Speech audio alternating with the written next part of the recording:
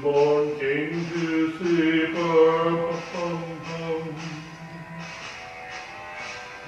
Our finest gifts we bring, pum-pum-pum-pum. To lay before our King, pum-pum-pum, pum-pum-pum-pum, pum-pum-pum-pum. So to honor him, pum-pum-pum, when we come.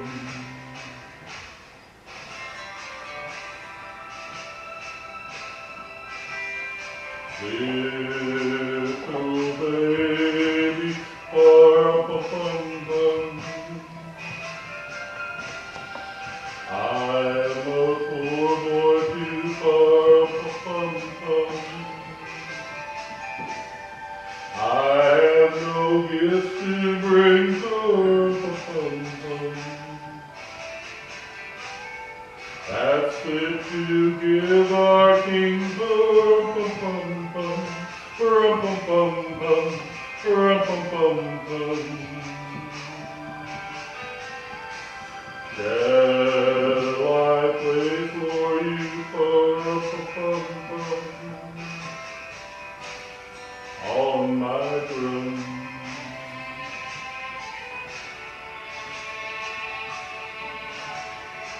Very melodic, pum-pum-pum. The ox and lamb get time, pum-pum-pum. I played my drum for him, pum-pum-pum. I played my best for him, pum-pum-pum, pum-pum-pum, pum-pum-pum. Then he smiled at me, pum-pum-pum, me and my drum.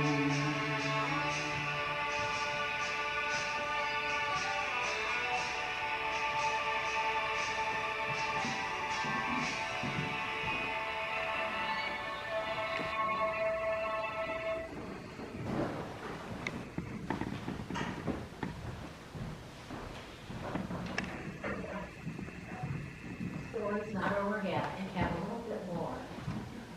How the promise is revealed. In the time of King Herod, after Jesus was born in Bethlehem of Judea, wise men came from the east to Jerusalem, asking, "Where is this child who has been born King of the Jews? For we have observed his star at its rising, and have come to pay him homage." When King Herod heard this, he was frightened, and all Jerusalem with him.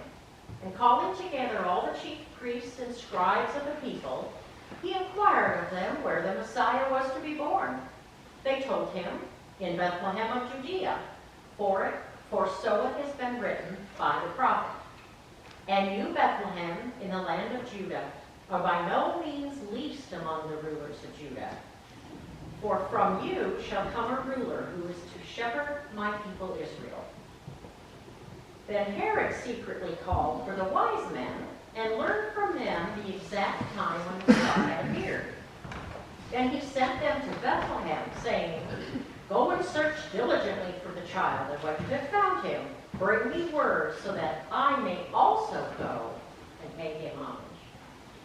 When they heard the king, they set out, and there ahead of them went the star that they had seen at its rising, until it stopped over the place where the child was. When they saw that the star had stopped, they were overwhelmed with joy. On entering the house, they saw the child with his mother, and they knelt down and paid him homage. Then, opening their treasures gifts, they offered him gifts of gold, frankincense, and myrrh. This is the important part. And having been warned in a dream not to return to Herod, they left for their own country by another road.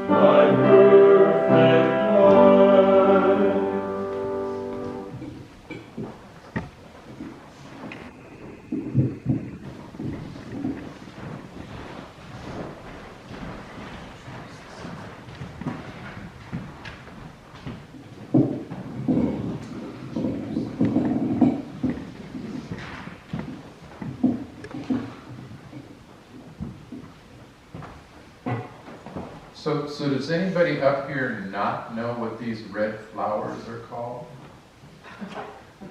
Now, depending upon the region of the country you live in, some people call them poinsettias, some people call them poinsettias. So what do we call them here? Poinsettias. Poinsettias? I heard some people say poinsettia. Okay. Okay. Depends on what side of church it's on. So what side? I'll just throw my bulletin down here. So do you know where the poinsettia originates? Mexico.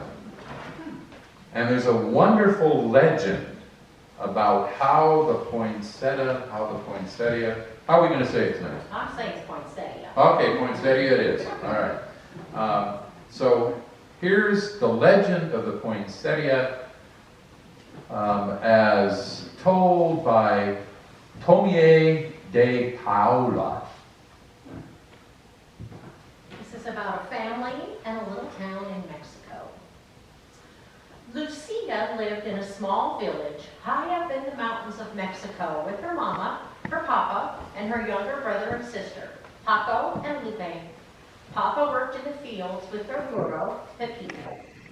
Every evening, Lucida fed Pepito, gave him fresh water, and filled his stall with clean straw. At home, Lucida helped Mama clean their casita, their little house, and pack out the tortillas for their meals. She took care of Paco and Lupe, and each evening they went to the shrine of the Virgin of Guadalupe near the front gate to see if the fresh candles were needed.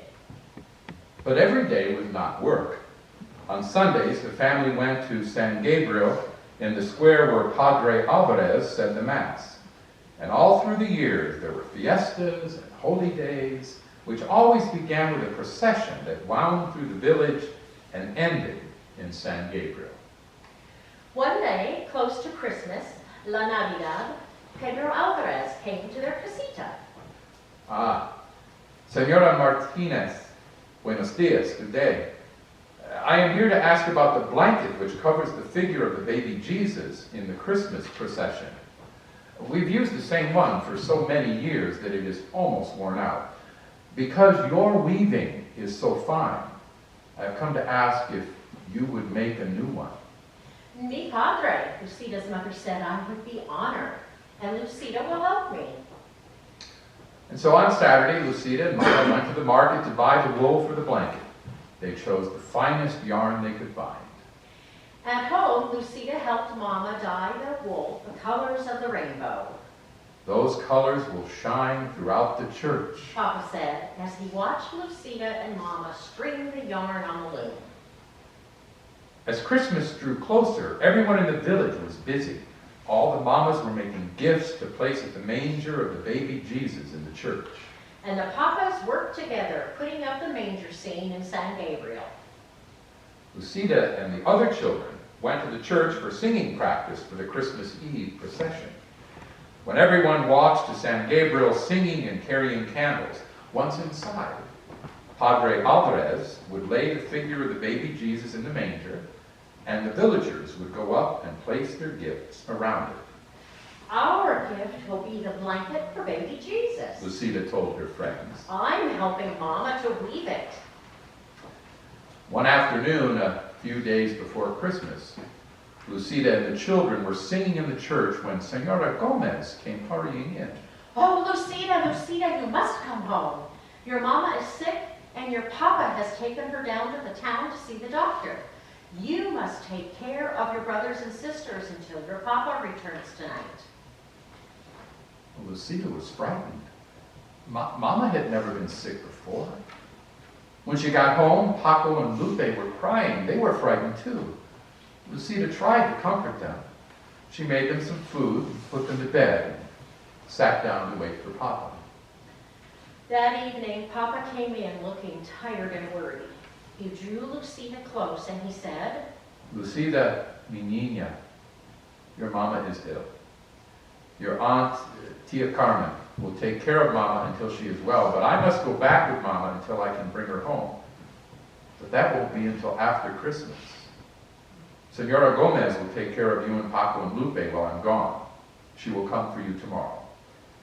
The next afternoon, Lucida overheard two women talking. Lucida's mama is ill. She won't be able to finish the blanket for the procession. Isn't that a shame?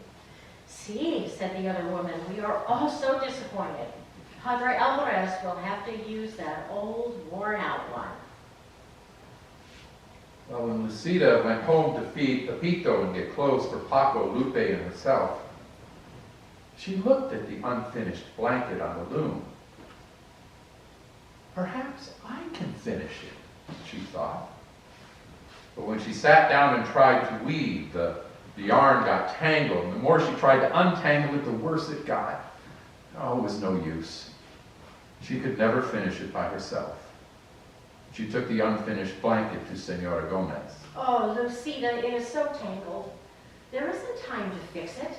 Tomorrow is Christmas Eve. Lucida started to cry.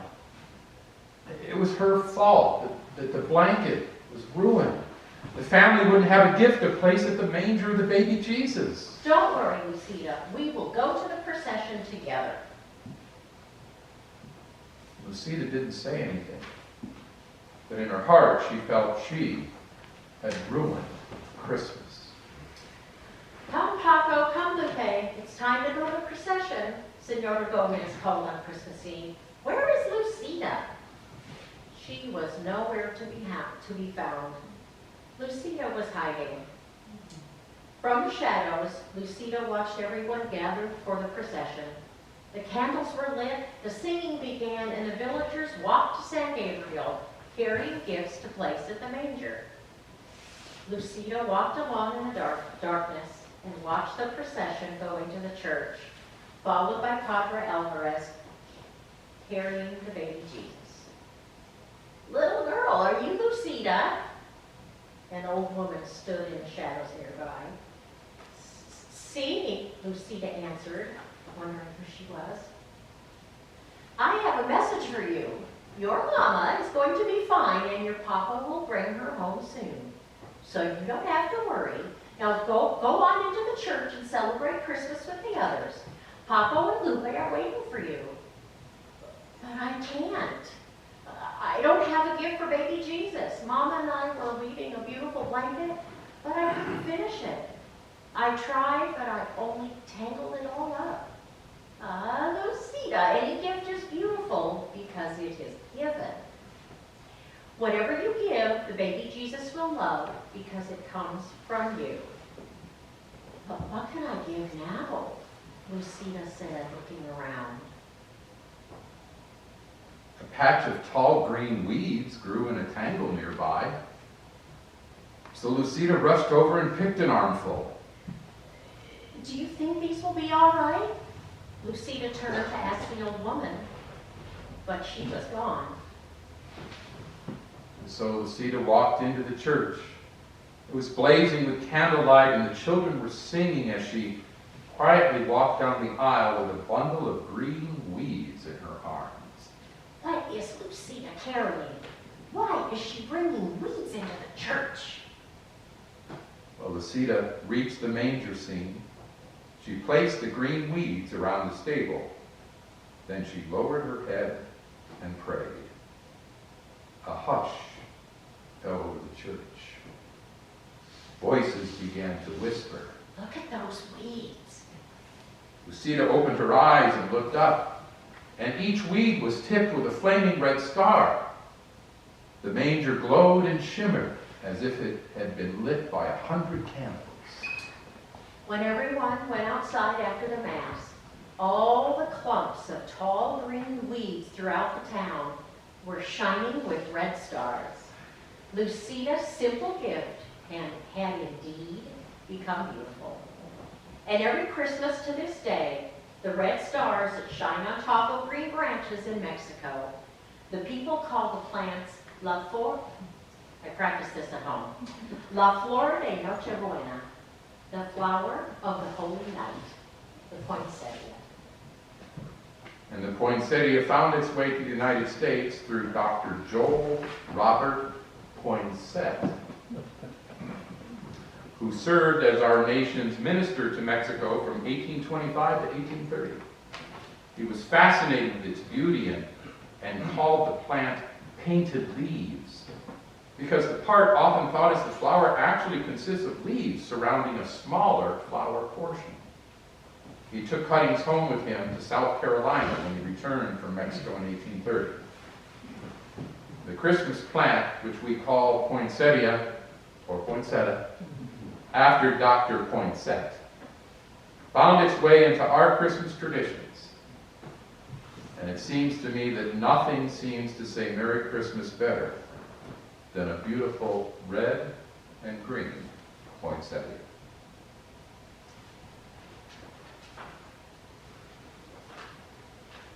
And with that being said, I would invite you to stand in body or in spirit as we sing Joy to the World, number 533.